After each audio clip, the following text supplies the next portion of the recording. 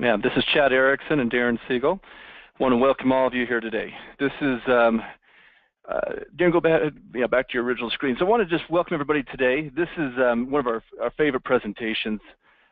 Darren and I have spoken together for a long time. Darren's going to give this presentation today. And this presentation was one of the most welcomed presentations that we give. In fact, at a lot of the conferences we attend, this is often the highest rated presentation of all these major conferences, including the traditional continuing ed information that the doctors or that office staff receive. They love this whole presentation. It's extremely informative and it's helpful, and you'll find Darren to be one of the most informative and best storytellers, and just bringing this whole topic to life. You'll just feel his energy throughout this presentation. As we get started today, I want to just put a couple of things, show a couple of things to you. First of all, on your webinar control panel, you'll see in the lower right-hand side, there's a section for questions. If you have a question at any time, please go ahead and put that in there. I'm going to defer until the end, and then Darren can take care of answering those directly. But if you'll go ahead and enter those in at any time, that way we'll have those towards the end. That'll be great. But we look forward to helping you with this. Also, this is being recorded. So, you know, if you're like, oh, I don't know if I can get all the notes on it, don't worry about it. You're going to have it recorded. You're going to be able to listen to this and see these slides again later. But this will be one of the most powerful presentations that you attend because the information is so important. But without further ado, it's my pleasure to welcome Darren Siegel, who is our Director of Consulting and Business Relationships with Advice Media, and one of the best people I know. So Darren, thank you and welcome. Thank you very much. I'm excited to be here with all of you today via computer and phone. So we're going to talk about today how to have an incredible social media presence, and it's really not that hard. And I think after today's seminar, you're going to understand exactly how to do it, the psychology of social media, and specific strategies and tactics on how to really make social media profit center for your practice. So we all know that patient acquisition costs a lot more than keeping a patient. It's a much better use of your funds to do things to keep a patient rather than go out and spend more money to acquire patients. It costs a lot more. So the key is really engaging your current patient base. Now, traditionally, we've done that through mailing and email. However, social media is an incredible retention tool, and if you do it correctly, it really doesn't cost you anything. Everything you do is social media. If you're a doctor, especially if you're in aesthetics of any kind, people are looking you up on the internet. They're looking at your website. They're looking at your reviews. They're looking at your social media, at your Google+, at your Facebook, at your Instagram, Snapchat, whatever else you may have. So you really need to have a beautiful website, great reviews, and a strong social media presence, because this is the way people judge you. And it might not be the right way that people should be judging a doctor, but it is the way consumers judge and how they choose their doctor. So, social media and phones. Normally when I present this slide, I'm in a big crowd, so I can ask the question, and I normally ask, how many times a day do you think people check social media on their phones in the United States? And think about it for a second. How many times a day do you think people click on an app, a social media app on their phone? Well, it's about 17 times a day, meaning at least every waking hour, if not more. So are your patients on social media? They absolutely are on social media, because the highest number of people are in the age range between 25 and 54. And that's generally your decision makers for any type of medical procedure, be it straight medical or aesthetics, even if they're making it for their kids or they're making it for their parents. That is the biggest age group on social media. So it's somewhere where you absolutely need to be. Social media impacts your search optimization. That's what SEO stands for if you don't know. Search engine optimization is the things you do to make your presence more visible on the internet, be that your website, your social media, your reviews. So social media shows brand credibility and site authority. It is also great for link building. And one of the major factors in Google's algorithm is the strength and quality of the websites that have a link to your website. That's where you can click off one website and go to your website. Social media is a great way to build a lot of links to your website, to your blog, to your review sites, to other social media outlets. Social media adds relevance, reach, and resonance. And also, Google loves Google+. If you're not familiar with Google+, Google+ is kind of Google's foray into social media. It was their response to the growth of Facebook. It never took off the way Facebook did, but Google still really loves Google+, and it impacts your search engine optimization. The stronger your Google+ is, the higher you will appear in the map listings when someone is searching for a plastic surgeon in an area, or a dentist in an area, or a dermatologist, or whatever type of doctor you may be. It's important that you optimize those Google+, that you fill them out completely, and that anything you post on Facebook, you also post on Google+. The more content on there, the better. If you ever hear my presentation on search engine optimization, one of the things I talk about is Google is looking for the loudest kid in class, the person who is providing the most information to that search engine, the kid who has their hand up all the time, pick me, pick me, pick me, pick me, pick me, all the time for Google to think you are relevant. And an easy way to do that is to make sure that you're putting anything you're putting on any social media vehicle on your Google+ as well. Also, the more reviews you have and the stronger your reviews are, the more that Google+ will show up in those map listings. So, social media, 99% of doctors do it wrong. And they do it wrong because they're not thinking about it correctly. Most doctors treat their social media fans like customers, and everything they post, whether it be something about that medical industry or something specifically about their practice or special, every post basically is saying you should come to me to get these services done. And that's not why people go on social media. People go on social media because it's news of their friends and news of their family. So the key for a doctor is to act like a friend and make your office, the office entity, a cool entity to be around, a cool entity that provides fun, useful, interesting information for people to engage with on social media. People interact with people, not businesses. No, as I said, no one goes on Facebook to be sold anything. People don't really go to interact with businesses. And the perfect example is Progressive Insurance. We're all familiar with Progressive Insurance.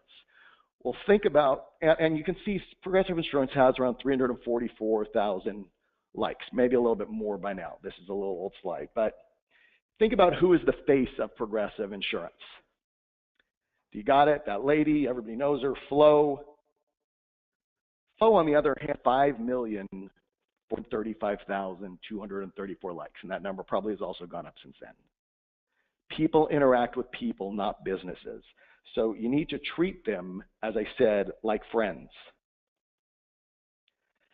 So the key to social media, Facebook, Instagram, Snapchat, Google+, any social media, is posting the right content. Remember, these social media outlets do not create any of their content. Facebook doesn't create any content. We give Facebook all of the content. And they're going to decide what to show each of us based on how good that content is to us.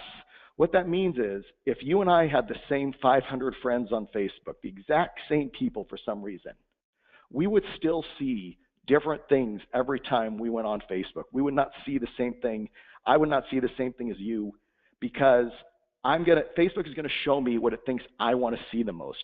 That's why if you're on Facebook personally, you could have 500 friends. You see the same 50 people every time you go on Facebook. And every once in a while, you'll see someone that maybe you didn't even realize you were friends with on Facebook, someone from high school or grade school even.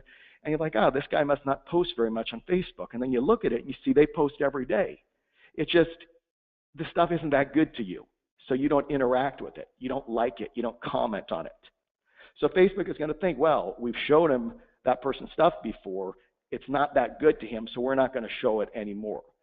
So the key is having Facebook content that people do engage with, that they like, that they comment, that they click, or they share.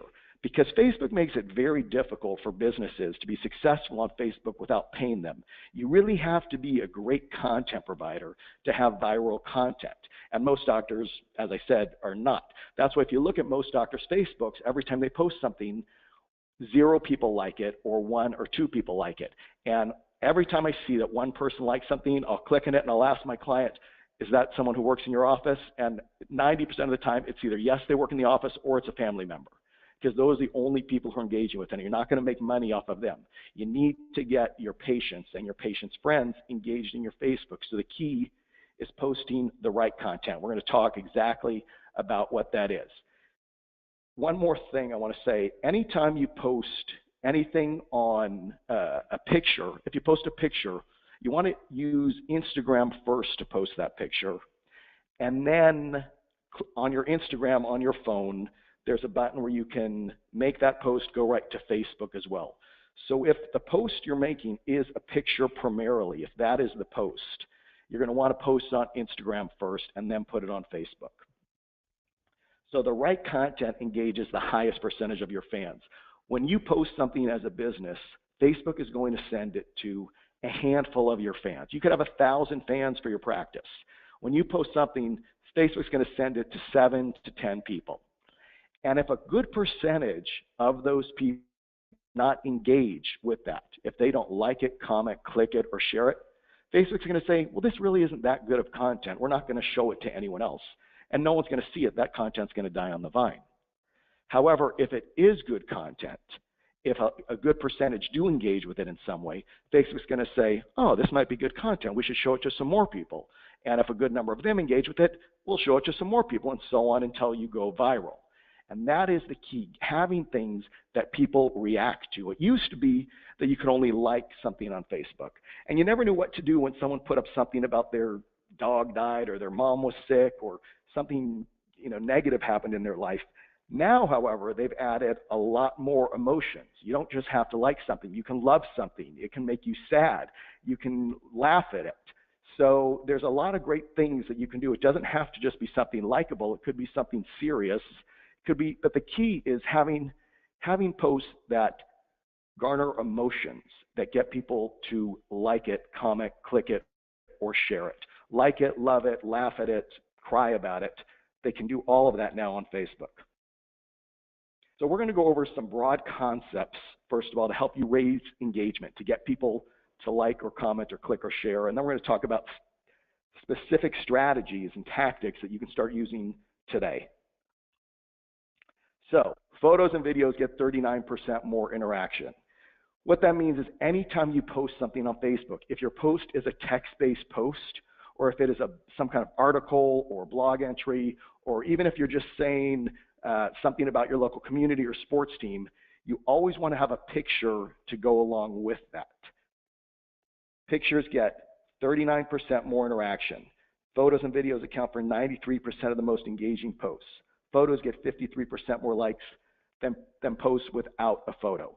So you want to make sure that you're always using a photo or a video, because people are going to be more likely to engage with it, and that's what you want them to do. And again, post to Instagram first, and then have that button clicked where it'll automatically post over to Facebook as well. If you are tagging anyone in the photo on Instagram, if there are specific people that you're tagging, and we'll get into that a little later, you need to go on Facebook and tag them as well, because the tags do not carry over. It's short. No one wants to read a novel on Facebook, so your posts should be very short. Shorter posts get higher levels of engagement. Posts less than 250 characters get 60% more engagement. Posts less than 80 get 66% more engagement. People have very short attention spans. You want to hit them, hit their emotion, get them to react to it, and move on. Emojis, emoticons. For some reason, posts with emojis or emoticons get 33% more comments, get shared 33% more often, and get liked 53% more than posts without emoticons. So for that simple reason alone, the fact that emoticons or emojis get more engagement, you should use them. They draw your eye to them. They make you happy instantly. That's the whole purpose behind emojis. I was at a conference once and I saw somebody, I was talking to someone and she was responding to a text, and I go, why are you using emojis in your text, before every text you put in 2 little flowers. And she said, oh, because it draws the eye to it. And I thought, wow, that's really, really smart. And it's the same with Facebook. It draws the eye to it and gets an emotion and gets people to like, click, comment, or share, which is what you need them to do in order for your Facebook to get seen by more people. Because the reason engagement is so important is you need your post to be seen by as many people as possible. When one of your patients or one of your friends, or even if it's a family member, clicks that they liked your post, then it goes on all of their friends' walls. Hey, Lisa liked Dr. So-and-so's post. And that gives that friend the opportunity to see you. That gives you that visibility to people outside of your patient base. It's almost like a mini word-of-mouth referral. Hey, oh, Lisa likes Dr. So-and-so. Oh, look at him. He must be your dentist. She must be your plastic surgeon. That must be your dermatologist. So now they're thinking, wow, that's my friend's doctor. They must be good already if my friend's going to them. So engagement is absolutely key. What touch post? This is one of the most argued concepts there is. If you Google this, you're going to see a million different opinions on best time to post. Now, people know, marketers know that engagement rates are higher on Thursdays and Fridays, and that there is the most people on social media during lunch hour in their particular time zone. However, every marketer knows that. So if you post at that time, you're competing with everyone else. So the key is figuring out in your office, in your city, in your time zones, what are the smartest times to post. And the best way to do this is to really play with this and track your data. You can go into your Facebook analytics and you can see when you're getting the highest levels of engagement. It is something you need to put a little thought into and work into to really nail this down, and it does take time. You want to do this over time to figure out what the smartest thing to do is. I can tell you a little secret that we've seen, and that is that posting in the evening tends to work very well because there are less people posting at that time, so there's more chance for your post to be seen. So you'll get the people who are looking at social media before they go to bed, but then also because there's not a lot of posts in the middle of the night, you'll pick up the morning people as well. That post will still be live in the morning, and you have a chance for it to get some traction there as well. But the key is really looking at your data and figuring out the best time to post. Also, you want to be posting good content. If you're doing good content that is engaging, at least once a day. If you're struggling, back it down a little bit. But after today, hopefully you won't struggle, because I'm going to give you a lot of ideas on the type of content, on the exact content that will work for you. Questions are great on Facebook. Short questions that with a one-word answer get a lot of engagement. And I'm going to get into specific questions in a little bit.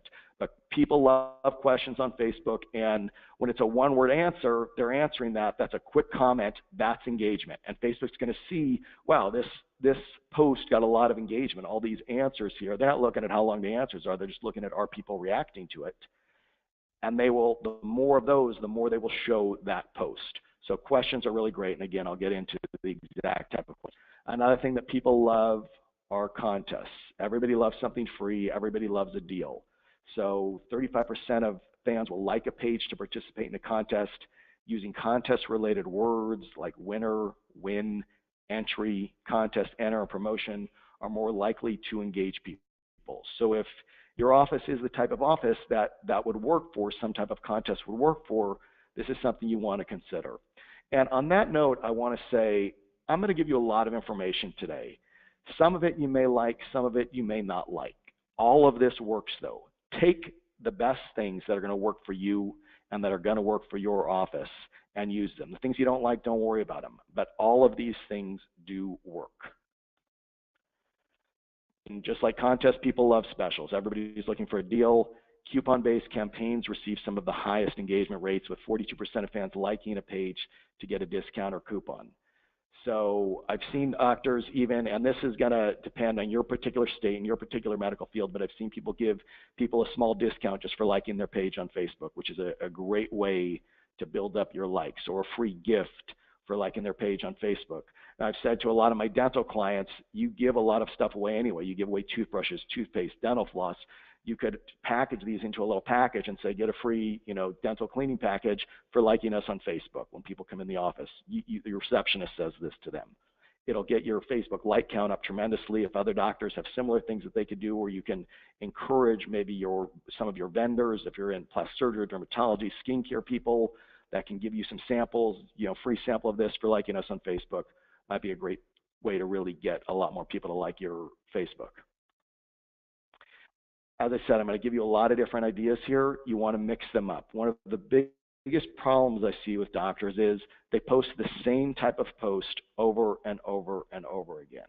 And again, you have to be interesting to people. You have to really mix it up and use all of these ideas that I'm about to give you at different times, but don't just do the same thing over and over and over again.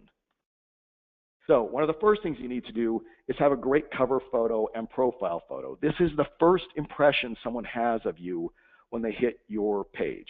And this is a perfect example. On this one, I just typed in cosmetic dentist, and I found this great practice in Austin with a beautiful profile picture, but then also the picture on the side, the small picture of the two doctors, that is the picture that's going to show up anytime this office comments on anything on Facebook. So you want to make sure that both of these pictures are very, very good. That big one, that's the first impression. And people make decisions about you very, very quickly. And your first impression is a lasting impression. Whether it is your website or your social media, they're going to look at and they're either going to go, wow, or they're going to go, eh. And you don't want them to go, eh. You want them to go, wow. So you want a great picture. You want a high quality picture, nothing grainy, nothing that gets stretched out on Facebook. I love staff like this. If you have a beautiful office, you can do a picture of your office, inside, outside. You can do fun pictures. You can all be jumping up in the air. Maybe you already have a picture like that, but you want that first impression to really change their body chemistry, where they're saying, wow, this looks like a great place. It's very, very key. And again, this is both for your website and for your Facebook. You don't really have a profile picture like this on Instagram. Maybe it's a tiny picture, but that's not what people are looking at. But on Facebook, it is absolutely critical. You want to give people a great feeling right when they hit your Facebook page. Now we're getting into the exact type of posts that you should be posting. Up till now, I was talking about the strategies and the psychology of social media. Now let's talk about the exact type of posts. So anytime you go to a conference, any professional activity you're involved in, that is easy, wonderful stuff for Facebook. See here I say Dr. Brown just returned from a cutting-edge conference where we learned the latest techniques for whatever. Call us if you have any questions. So that post, and the reason I say he just returned is because once I posted this, that here I am at a conference, and people are like, well, I don't want my fans to know that I'm out of town because they might rob my house, which seems a little strange to me, but if that's a concern of yours, I understand. So you do it this way. But pictures of you at conferences, in the exhibit hall, with me, if you see me at one of the conferences, out to dinner with friends or colleagues or staff, these show that you are staying cutting edge, that you are educating yourself, that you are fun, and that you're human. And that is one of the biggest problems with doctors' Facebook pages, is they're not showing their humanity. They're not getting personal at all. And however personal you get depends on your preference. Some doctors get very personal, some doctors don't at all. You should probably be somewhere in the middle if you want to really be successful on Facebook. Again, people interact with people, not businesses, so you have to show that you're human. And going to professional activity is a great, great way to show that. Any community involvement is also very, very powerful. You should be doing something in your community anyway, but and of course you're being altruistic when you're doing that. However, you can really use that to get a lot of play on Facebook or on Instagram or both. So anything your staff is involved in is great. Fundraisers, sports team sponsorships, even telling people about events in your area. Hey, is anyone going to the American Heart Association ball this weekend? Or the Pause for a Cause, which is something we do in my town. And Facebook's a great way to get the word out in the community. Also, some of your patients may say to you, when you start doing this, some of your patients may say, hey, would you mind putting my event up on your Facebook page? Which is another great, great thing to do. Even if you have nothing to do with that, it shows you are a member of this community and you are doing great things for fundraising, and it's going to make people like you more, and they're going to like those posts. They're going to click like it, which is, again, engagement. That is the thing you are looking for. Communities, and again, even if you're not involved in them, are easy to do, are easy things for Facebook engagement. Everyone is going to like some type of community event. I live in a small town in Texas called Galveston, Texas.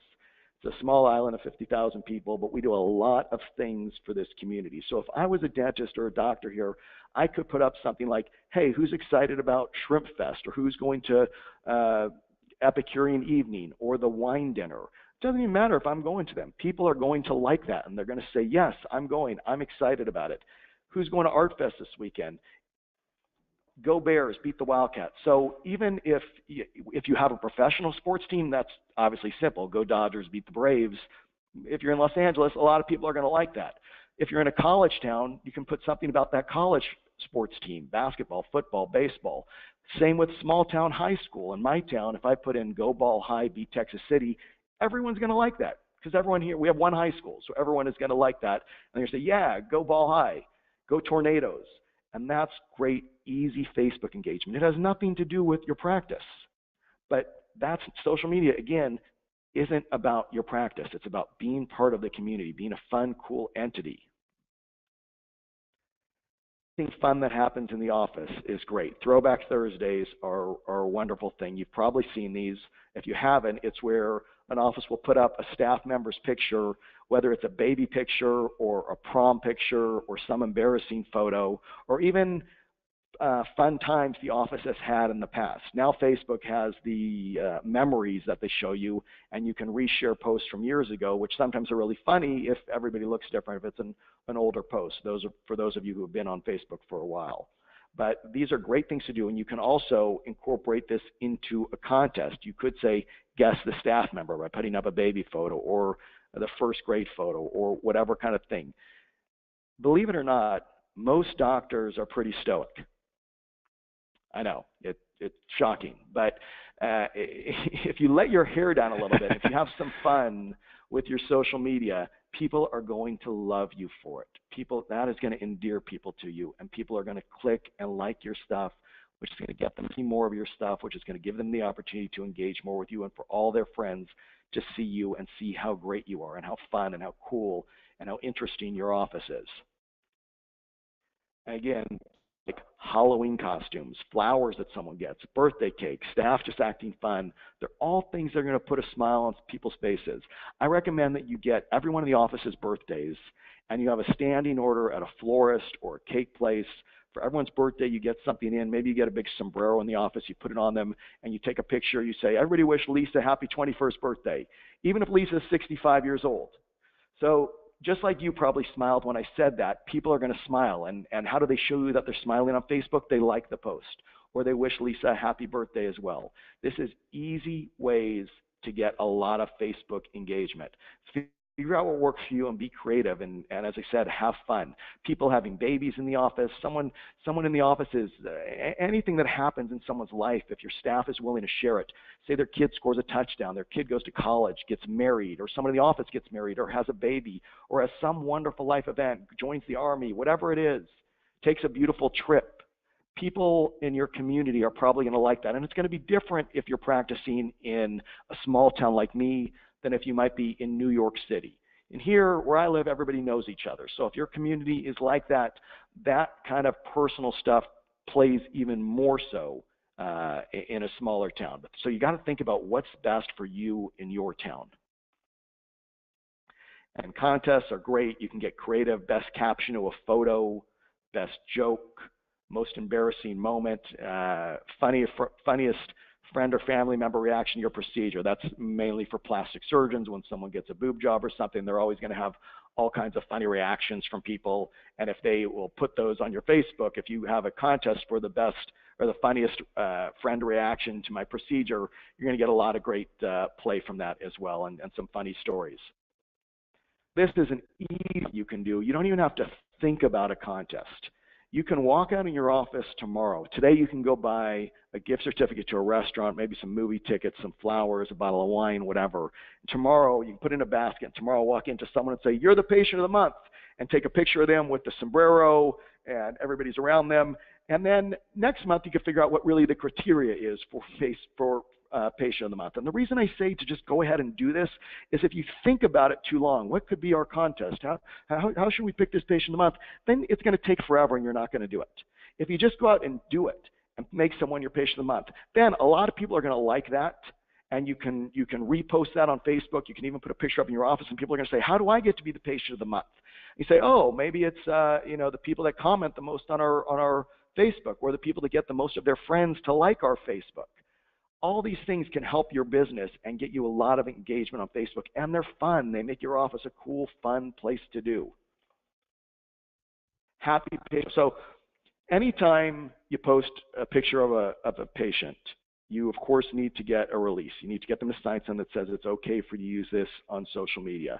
So going forward, assume that for everything I'm saying, I'm also saying you need to get a release. For any photo, video, mention of any patient, of course, you need a release.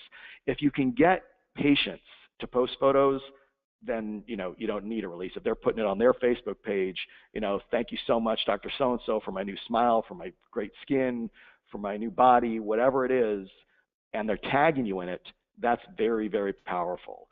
So getting them to post photos of you is great if you can incentivize them in some way. And again, it depends on your city and your laws, but you might be able to incentivize them. Hey, if you put a picture up on us, we'll give you whatever it is, some skincare, some dental work, whatever it is, teeth whitening. Great things to do and very powerful for Facebook algorithm purposes. When a lot of people are posting about you, you become something important to Facebook, and that's what you want to do. If you post photos of patients, it's photos of you or your staff with happy patients. It's much easier for dentists. I've seen a lot of dentists use signs that say, "I love my dentist," or "I heart my dentist," or "cavity-free," or "brace-free," or "no cavity club," or all kinds of fun things you can do with these little signs and take a picture with the staff and that patient. The fact that someone takes that picture with you says they love you, which is exactly what you want that photo to say and everyone in the world to see, that you probably did a good job, that they're happy with you, that they're willing to put themselves on Facebook at their dentist or plastic surgery or dermatologist office is very, very powerful.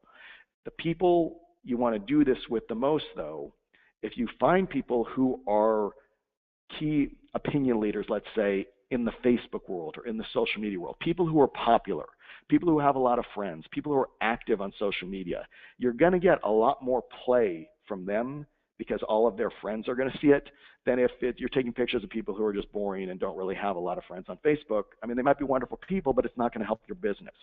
And we're talking today about how you can help your business. So when you have those loud, gregarious, fun people who are active in your community and they're active on social media, if you can get them to take a picture and you can tag them in that picture or get them to post a photo, that's a lot more valuable than someone who's not as social. An office photo booth. This is great. This is easy. This is fun. I've seen offices do it. You see this at weddings. You see it at parties.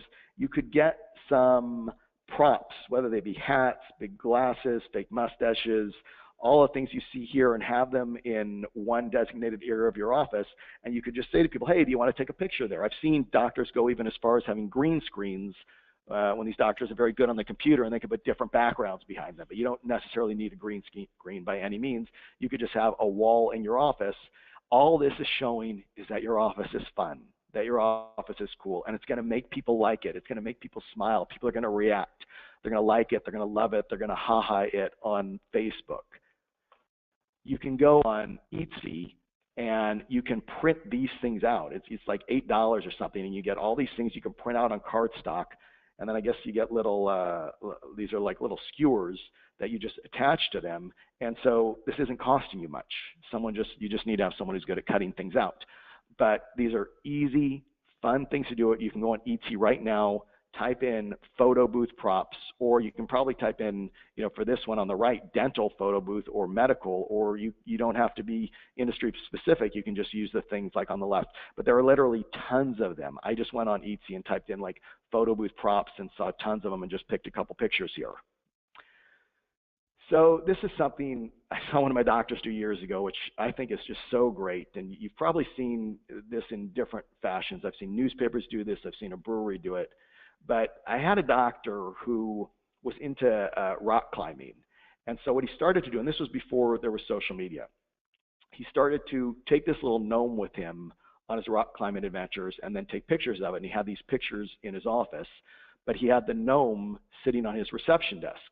And one day someone said to the receptionist, "Hey, I'm going to India. Can I take the GNOME with me? That would be funny." And she said, "Yeah." And then they got a picture of the GNOME by the Taj Mahal. Well, this started to snowball. Every time anyone went out of town, they were taking the GNOME, and it became a fun thing, and they would see these pictures in the office. Well, then when social media started, they started putting them up on social media, and it really took off to the point where you had to have several GNOMEs. So I've seen newspapers do it. As I said, I was in a local brewery in Galveston the other day, and they have the same thing with their T-shirts. People are sending in pictures with them with their Galveston Brewing Company T-shirt all over the world, and it's just a really fun, gets people to that gets reaction, that gets people to like you. So I would say go out and find something like this, something not too big, something that is you can get a lot of, something that is cheap, because people will lose them, they will break. My wife and I used to have a Houston Texans GNOME that we took around with us a few years ago, and we were flying to Salt Lake once to go on a vacation and have the GNOME with us, but we had a layover somewhere, and we get to the next stop, and we get to Salt Lake, and I'm looking for the GNOME that was under my seat, and I can't find it. It is gone. And I say to the stewardess, flight attendant, "Did you by any chance see a GNOME?" And she goes, "Oh, that was yours?" I said, "Yeah." She goes, "Oh, when we stopped in Phoenix, the kid walked off with it." So you want to get something that is, as I said, inexpensive, that is small, that people can take, and it becomes a fun thing. Put it up on your social media. You can have a folder on your Facebook of the GNOME pictures. Have that GNOME on your reception desk. It's going to make people light up when they see it. And they're going to be like, "Oh, yeah, I saw that on your Facebook. That is so cute. I'm going on this trip." So easy, fun thing to do. Patient testimonials are very powerful. If you get in a great thank you note, if people still write you a handwritten thank you note, that's a wonderful thing to put up. If they will let you put it up, great. If you can get their approval to put that up. If not, you can white out their name and put it up. I've seen a lot of doctors do that. Most people are going to give you their testimonials, though, on whether it's Yelp or Google Plus or DemandForce or Solution Reach or whatever you're doing. What you can do is, now that they've put it up there, now you don't need a release anymore because they've put it up online. They've waived HIPAA there. But you can then copy that link into your Facebook and say, "Oh, we got this wonderful testimonial we wanted to share with you." This is a once-in-a-while thing. Sometimes I look at a doctor's Facebook page, and all it is tons of reviews. And it doesn't, if someone's getting 100 great reviews and that's all their social media is, that is totally boring. And no one is reacting to it. No one is engaging with it. No one's liking, commenting, clicking, or sharing. But once in a while, you can put up some, I would say no more than every 4 to 6 weeks do you put up a review, because that is selling. That's saying you should come to us, look how great we are. Which first you have to establish their trust with these other type of posts, and again, be a cool entity that people want to be around. And then occasionally you can put up a patient testimonial. Video testimonials are absolutely wonderful. If you get in a happy, gregarious, talkative patient who happens to be a key opinion leader in regards to social media, and they will give you a testimonial right there. If they're telling you how wonderful you did, how fabulous, how happy they are with their results, "Hey, would you mind if we shot a video?" Of course, you get the release, like I said. And if they say, "Yeah," you pull out your iPhone and you shoot a video. YouTube has shown us that you don't need Hollywood-level production to have a great video. And phones are so great now. They've gotten so much better, and the picture quality and the camera quality is so incredible that you can shoot this video, and then you can put it on your YouTube. You can put it on your Facebook. You can put it on your website. All different powerful and great ways to make people feel good about you and keep people on your website, keep people on your social media. One thing, though, I will say, if you look at the picture, you see that the camera is horizontal. Make sure that when you take videos or pictures, make the camera horizontal. Hold your iPhone or your Android, whatever it is, like that. Then you're filling out the whole screen on YouTube, and you don't have those big black bars on the side of it, which you really, you don't want to do. You want it to look as good as possible as you can with using a phone. I mean, now this has really changed a lot, but over the years I've seen a lot of people do procedure videos, and these are really, really great to do. I saw one plastic surgeon take someone through an entire breast augmentation from initial consultation to pre-op to the business aspects of it to going into the surgery. He didn't show the surgery, but then she came out, and then she was giving thumbs up, and she started out, hi, this is Lisa, I'm Dr. So-and-so's nurse, esthetician, whatever it is, and I'm going to have breast augmentation. So I'm going to walk you through the process. And she was outside the office, and she walked you in, and she walked you through all of these different things, and it made it look very simple, and she was happy with everything about it. And you were like, wow, this is really, really powerful. This didn't seem like that big a deal to get this done.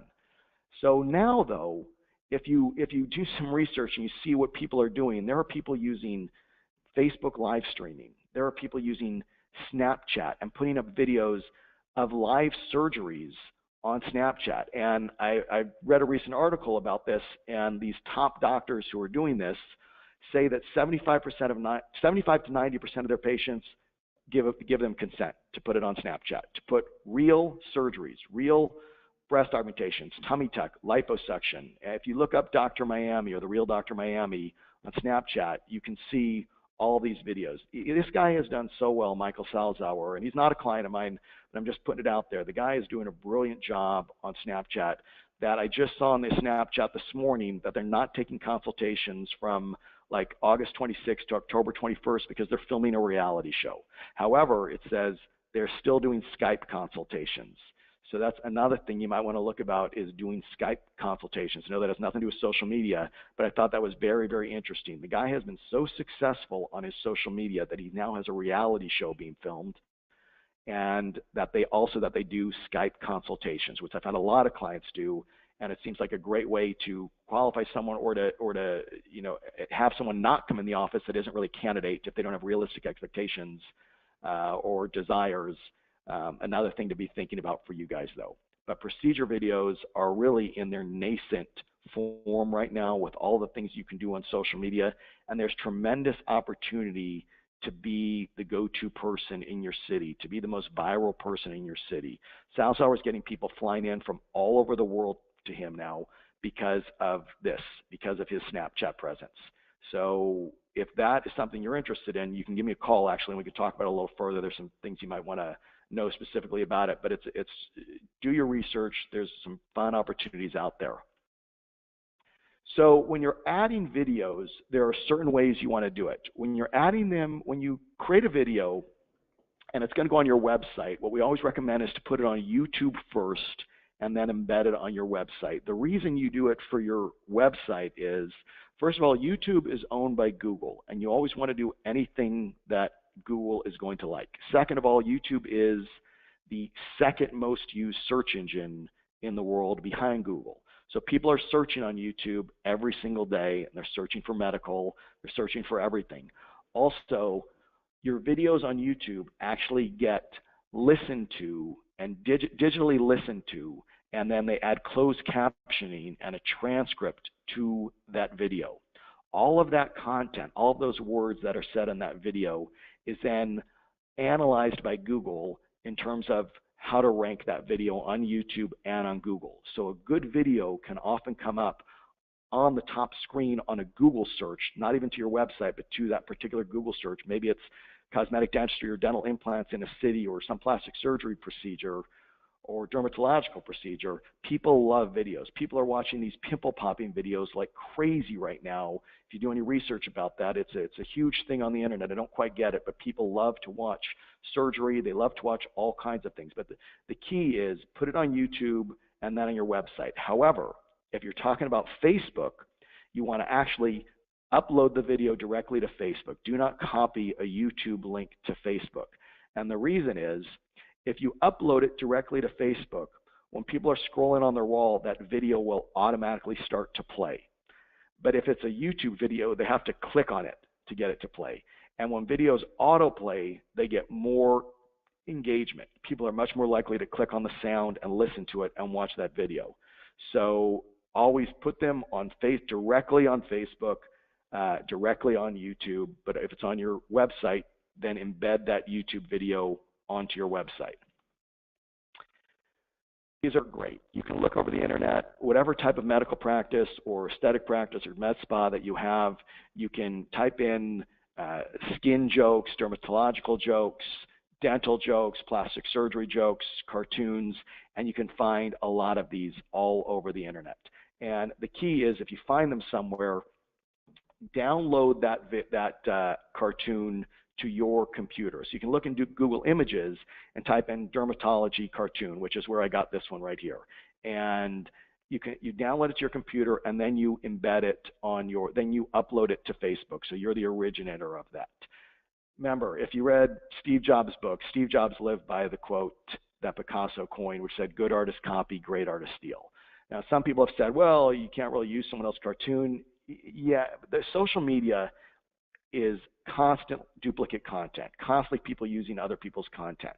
The worst that's going to happen is someone's going to send you a letter saying, hey, that's my cartoon, take it down. You really didn't make it, they can't prove any profit from that anyway, so you take it down. It's not a big deal, but I've never had anyone say that that's happened to them. So go out, find these jokes, find these cartoons, use them on your social media. They get a lot of great reaction, and again, they're showing that you're fun, that you're cool, that you're interesting, that you're willing to laugh at yourself or your profession, which is what you want people to do. Now, you've all seen this. You see people walking all over the place. I was just in Las Vegas speaking to a group there, and the casino that I was in had Pokemon Go stops all over the place. I would say 30% of the people walking through the casino were playing Pokemon. This is viral, and it's right now, and tons of people are doing it. But this friend of mine, Clayton Molliver, this is a plastic surgeon in Houston, and you see he put this up. There was a Pokemon in his office. There's a picture of him with it, and he had 97 people, well, 96 beside him, like that photo. That is very, very viral, getting 96 people to like something. So I've also seen other doctors put up pictures of Pokemon on the Botox in their office or outside their office. You know, look who's here. With the picture of this. If you don't know how to do it, someone in your office definitely does know how to do this. All kinds of people are doing this. Look, I just turned 50. My wife's 40-something. We're both playing Pokemon Go. We have 3 kids who are all playing Pokemon Go, and it just seems like everywhere we go, people are doing this. So whether or not you're into it, whether or not you like it, this is easy way to make people smile, make people laugh, make people feel good about you. If you look at Clayton Molliver's, see it says Clayton Molliver and 96 other, like people, the middle one, the middle emoji there is a happy face. That means people laughed at it. And then a lot of people loved it also. That's very, very powerful and very easy and doesn't cost anything. So you want to try to get personal. And I understand, you know, because again, Facebook is news of your friends and news of your family. So you have to be a friend. You have to be, you know, not necessarily a family member, but again, this cool entity. And it could be you or it could be other people in the office. And I understand if you're not being personal on your Facebook. However, I'm not talking about confessing your secret passion for knitting or that you, in fact, you had oatmeal for breakfast. Just cool, fun, awesome stuff that you do outside the office. These are occasional type of posts that convey that you're human and down to earth. Photos of you playing some kind of sports, or posts like taking my kids to see a movie or to a basketball game, going on a hot date with my wife tonight, great dinner with great friends at steakhouse. You can even form that as a question. Hey, looking for a great place to take my sweetie tonight. Any suggestions? Has anyone seen this new movie? You know, what do you think of it? Those are great little questions to put on Facebook that are going to get a lot of engagement. But you have to remember to always, you know, be conscious of not being ostentatious. So floor seats at a pro basketball game are great once, but if you do it every month, it's a little ostentatious. So you got to be careful about not making yourself look too successful. People definitely do want their doctors to be successful. That's why pictures of offices are great. Beautiful offices are wonderful, because a beautiful office says, this doctor is very successful, says they're making a lot of money, says they're going to take care of me, and it happens in a microsecond. But you don't want to be ostentatious about it. You want to be cool about it. Talk with your staff members each month about their passions, about things that they're doing, cool experiences that they're having, their interests, their hobbies, and if they'll let you post about them, those are great things to do. So every once in a while, you're going to have a post, whether it's a contest. Generally, it's going to be a contest or an invitation to an open house, things like that, where you want to post more than once. And this gets a little technical here, but it's important that you understand this concept. So if you're having an open house, let's say, or a contest, you post that, and then a few days later you want to post it again. But you don't want, when someone comes to your Facebook page, that all they see is this post about the open house or about the special that you're having. There's an easy way to do that, so a lot of people see it, but you're keeping that up on the top of your Facebook. And there's a couple things you can do. You can pin that post so it stays at the top of your Facebook wall. But what you should always do is you post it once, you go back 3 or 4 days later, and you reshare that original post, which will make that original post now reappear on your fans' Facebook walls as they're looking at their Facebook, but it'll also appear again on your page. It'll say Dr. So-and-so shared his post from 3 days ago. But the key thing to do is to go back to the original post, and you can click on the right. There's a little downward, it's like a V, and you can say hide this post. And when you hide that post, it no longer is visible to someone who looks at your Facebook page. Because again, you don't want them to see a lot of times special, or open house, open house, open house, open house. When they look at it, they'll just see the last one, the reshared one. So again, you do this so your Facebook page does not get cluttered with a bunch of muck or a bunch of the same posts over and over and over again. And if that concept isn't clear to you, please call me. My phone number will be at the end of this, or email me and I'll go over it with you. What you want to do is share other people's posts. Facebook loves when you share Facebook content. And now it's as different than your website. Your personal website, you want everything to be original and unique to you. You want to have created that content. But that's because Google is looking for the best resource, and someone who's just using other people's content or content that's already out there on the internet, that's not a great resource. You got to be original and unique on your website. However, social media is very different. Facebook loves when you share Facebook content. So it could be community events, whether there's a local community website, or whether it's a church or a synagogue or mosque website that you can post events about, or school, any type of charity group that you're resharing their posts. That's a great thing to do, because then also everyone in that organization is going to get a notification. Dr. So-and-so shared American Cancer Society's post. So all the people who are fans of American Cancer Society are also going to see that post, and it gives them the opportunity to click over and see who you are. You always also want to share from influential people. Again, people who have a lot of friends on Facebook in your community, people whose information you want to share. So if somebody is involved in some charity and they put something about it, or whatever they post, if it's some type of newsworthy story or something interesting that's getting a lot of play already, you can share their posts, and then all their friends are going to see that you shared that person's post, and all of your fans, of course, will see that as well, and it just gives a lot more opportunity for people to engage with your office. Levity is key. Have fun with this, as I said. Don't be afraid to make fun of yourself. You want posts to make your fans happy or think positively about your practice. Posts that do that get the most engagement. In this picture here, they superimpose the doctor's face on this picture, and it got a lot of likes on Facebook, and it's just fun and makes the office look fun and makes the doctor look fun. I shouldn't have to say this, but all the time I see clients' posts that are just kind of off. So, don't be weird, dirty, or inappropriate. And if you might, if you're a little bit off, or if the person in your office who's posting is a little bit off, you might want to have someone else kind of act as a filter and just take a look at your posts before you put them up, preferably someone who isn't weird, dirty, or inappropriate. So the more fans you have, the more fans you can engage. So it's key to really grow your like count. And so I've given you some ideas already in terms of one of the contests where the person who gets the most of their friends to like your page in a month would be the patient of the month, or just be a contest winner. But the best way that I've seen to really grow your like count is to ask, not if you're the doctor, not necessarily the doctor, but when someone comes and checks in at your office, if the receptionist just says to them, hey, we're really trying to grow our Facebook like count, would you mind liking us on Facebook? Hey, are you on Instagram? We're really trying to grow our Instagram following, would you mind liking us on Instagram?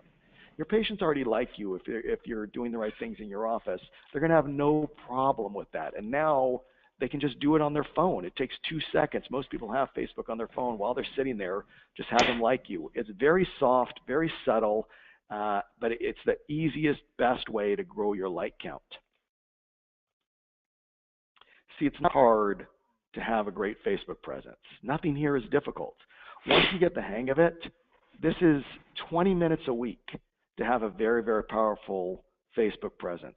The key is just having the right mindset. So when things in the office happen that are Facebook worthy, that are social media worthy, someone clues in to take that picture, to put that comment up, whether it's things in your community or things in the office, or things going on with people in the office personally, fun, passionate things that people are doing, or you create the things like the photo booths, like the contests, like the videos and not testimonials, but video testimonial. So it's just a matter of thinking about it and implementing these things. The key is doing it consistently. Start with trying to do it 3 times a week. If you can build up to every day, even better. Remember, patience equals patience. It does not happen overnight. You do not get a powerful Facebook presence overnight. You have to be doing it 3 to 4 to 7 times per week. If you need to, plan out your posts over the months. See what's going on in your community. Look at a community calendar. Ask your staff what's going on in their lives. Any holidays, of course, are easy. Birthdays, things like that. You can get all on your calendar, and you'll have a guide to go by. And then when the other things occur, you can use them as well. But you have to be consistent, and you have to be patient. And over time, these grow. If you're doing the right thing, they grow and grow and grow. And then all of a sudden, you're at 1,000 fans and a lot of engagement. You're posting things, and 60, 70, 80 people are liking it. It becomes a real profit center in your office and a fun thing to do also. And all of your fans and your patients will love you, and your whole community will love you. You can get Facebook famous or Insta famous or Snap famous by doing these things. And all that, the reason you want to do that is because it creates wealth for you. People are more likely to trust you, and they're more likely to spend money with you. And that's the goal of all of this. The goal of social media for a doctor, same with your website, same with your entire web presence, is money. We do this to make money. You do this to make money. If you're not making money off your social media or web presence, there's no reason to have it. All of that kind of thing that you do is about making money. And these things that we've taught you today are all about helping you make more money. So I appreciate you being here. I think Chad wanted to open this up to questions. Yeah, thank you, Darren. Thank you so much for doing that. That's so much information and so helpful. A couple questions that came in. One of them is some of the questions in regards to HIPAA. Let me just say that we are not HIPAA experts. There are a lot of different misconceptions that exist. There are some things that are allowed, some that aren't. The things we know is cover yourself by getting permissions. That being said, I've spoken, I'm on faculty with the Aesthetic Blueprint. I've spoken with the attorney Michael Sakopoulos. Michael is one of the leading experts in the country on HIPAA law. He has spoken at the American Society of Aesthetic Plastic meeting.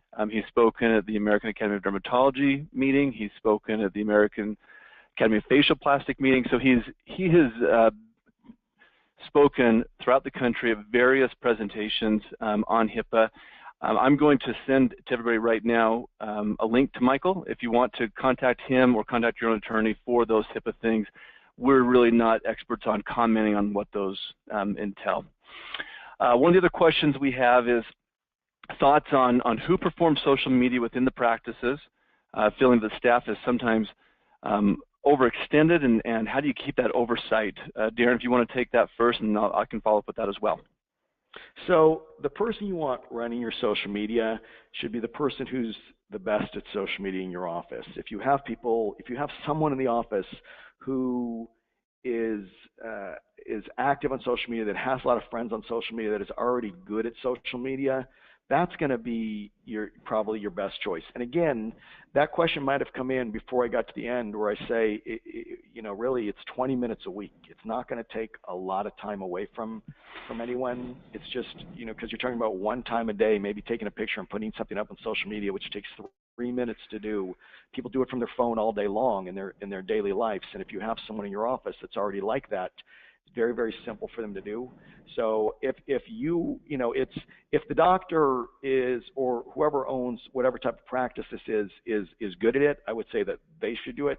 But it's really actually, I kind of like it when someone else in the office is doing it. And again, you're treating the office as an entity, and the doctor is a big part of that entity. But like the picture I put up of Clayton Molliver when they said, look, doctor, look who's with Dr. Molliver today. So it's this third party who's saying, look at Dr. Molliver. So not necessarily it's him saying it's someone else talking about him. I think it's best to have, someone young in the office, preferably female. Most of your patients, most people making whether aesthetic or medical decisions are going to be female. Even if it's a man getting the procedure done, a woman was involved in that decision making or told him to go to a certain doctor or much more active in that medical social media. So, I hope that answers the question. Chad, you want to weigh in on that? Yeah, just a couple of things on that. One of the things that we do at Advice Media is we provide social media to many of our clients, and we post 3 times a week for them on Facebook and Google+. Now, in addition to what we do, because our posts are very, very helpful, they give a lot of information, they're relevant, and they help with overall search engine optimization. They're not quite as engaging as things that you will do in your own office. And so when you add to what we're doing with a couple of posts a week, some of the personal things, a lot of the things Darren has mentioned, it's something like, oh, we can do that. Now, a very easy thing to think about and how you make this work from a timing perspective, because we understand that, yeah, you are limited as far as the number of hours in a month, in a week, in a day. So the practices that we work with who are successful, they have a plan. What we do for them is, first of all, we give our clients an editorial calendar a month in advance for them to be able to review the post that we're going to put up there. In your own practices, we would encourage you to do the same. The thing that you can do is have somebody who's over this make a plan. So we're in the middle of August. They should be planning out for October right now, looking ahead to say, okay, what conferences will we be attending? Are there any, the Susan G. Komen walks are typically in October. Are we part of that? Are there any local football games? What's on the schedule? Are we involved in any other community events? Is it someone's birthday? Those are the types of things you can have on the calendar. So now you're planned out that time. And so each week now the delivery is easy. And then the oversight is also very easy because you can have that calendar in advance. And so either the doctor or the office manager or both can approve that calendar well in advance. So again, we do offer that, and hopefully that's helpful. Another question, Darren, that's come in is, do you suggest regular posts on LinkedIn as well as Facebook and Instagram? There's no problem with doing things on LinkedIn. I've not yet seen a doctor really get any business or be successful on LinkedIn at this point. LinkedIn seems to be, from my perspective, more people who are just networking or looking for jobs. I can tell you we've even tried to use it a little bit for business and really haven't generated anything in terms of web business. I have made contacts with other companies and done things with them through LinkedIn, but at this point it's really not a patient generation portal. In the future, more people may look to it, so I don't think there's anything wrong with posting on LinkedIn, but I wouldn't. That wouldn't be my main focus. Last question, and we appreciate everyone's time today, but last question is why would it be preferable to have a young female staff member do social media for the practice? Yeah, because social media, it doesn't have to be a young female, and when I say young, I mean anywhere from 25 to 55. Just someone who is very good at social media, someone who is very active, someone who already maybe even has a following on social media, someone who gets it more. But also, as I said, most of the decisions made in medicine in general, or some influencer, has been a female. That's why most doctors' advertising is going to skew toward the female. Even when men come in, it's generally a woman that guided him or advised him on going to a certain doctor or getting a certain procedure done. So it doesn't have to be, but the ones that I've seen the most successful by far have been females. Perfect. Darren, again, thank you very much. As a final reminder, we have recorded this entire session today, and it will be sent out to you automatically because of your registered through GoToWebinar. So you'll receive a link and the opportunity to watch that. It'll be within the next 24 to 48 hours that video will be ready. We thank you for your time. Again, if you'd like more information about the social media that we offer, or to have your own social media evaluated, you can see Darren's information there on the screen in front of you. And we look forward to seeing you next month at our next webinar. Thank you very much. Have a wonderful day.